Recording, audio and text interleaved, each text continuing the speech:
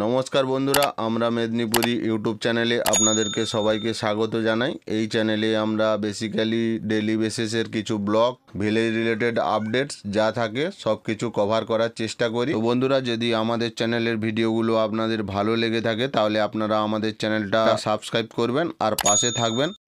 তো বন্ধুরা, গ্রামে এত গরম, আমাদের ওইখানে এমনি বাড়ির যে ময়লা আবর্জনা ফেলা হয় ওই জায়গাটাতে রোদের তাপে কিভাবে আগুন ধরেছে দেখো, তোমাদেরকে দেখাচ্ছি। পেয়েছি, চান করে নিয়েছিস? আরে ওইদিকে আগুন ধরে গেছে দেখ।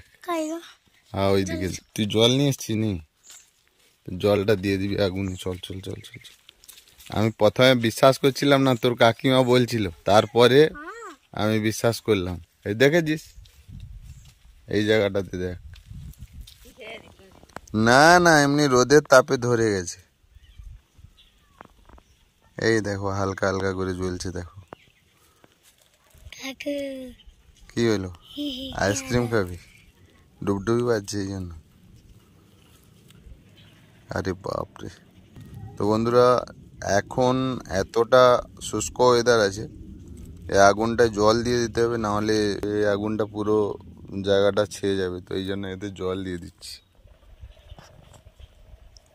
তো বন্ধুরা চলো, ব্লগটা তোমরা স্টিল ওয়াচ করতে থাকো, তোমাদেরকে দেখিয়ে দেবো আমি। তো বন্ধুরা দেখো, এইদিকে গাছপালার অবস্থা কি হয়েছে, সব শুকিয়ে যাচ্ছে গাছপালা। বাপি কি বলছিস বল? কি দেখবি? আগুন দেখবি? মার খাবি না? তো বন্ধুরা দেখো বাগান বাড়িটার অবস্থা।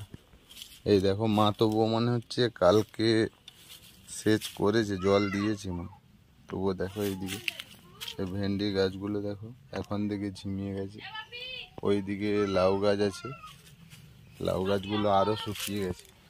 আমাদের মেদিনীপুরের ভাষায় বলে এটাকে আয়াপান পাতা, এর শরবত করে খাওয়া হয়। এই গাছটাও শুকিয়ে গেছে। এইদিকে কুমড়ো গাছ দেখো, তোমরা মাটি দেখলেই বুঝতে পারবে মাটিতে এখনও হালকা হালকা জল আছে, তবুও এইরকম অবস্থা। আর ওইদিকে দেখো, মোটামুটি যা দেখা যাচ্ছে রোদে ডিম দিয়ে দিলে অমলেট হয়ে যাবে। তো বন্ধুরা, এই গরমে তোমরা সবাই ভালো থেকো, সুস্থ থেকো।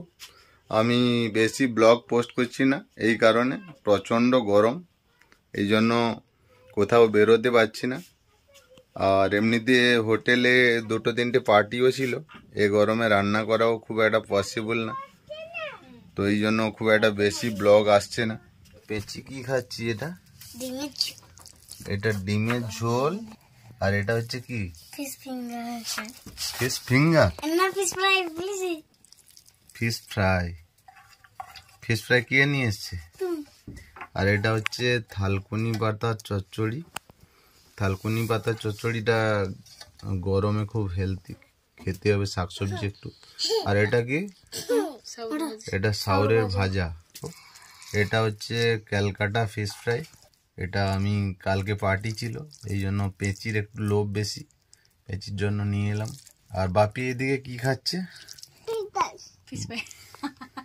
বাপি এদিকে খাচ্ছে কই ফিশ ফ্রাই।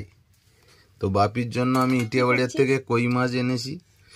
কই মাছ আর লাউ ডাঁটা দিয়ে সেদ্ধ ঝোল বাপির এইটা। তো যাই হোক বন্ধুরা, ব্লগটা আমি এইখানে এন্ড করলাম। আমি চান করিনি এখনো পর্যন্ত, আমি চান করতে যাব।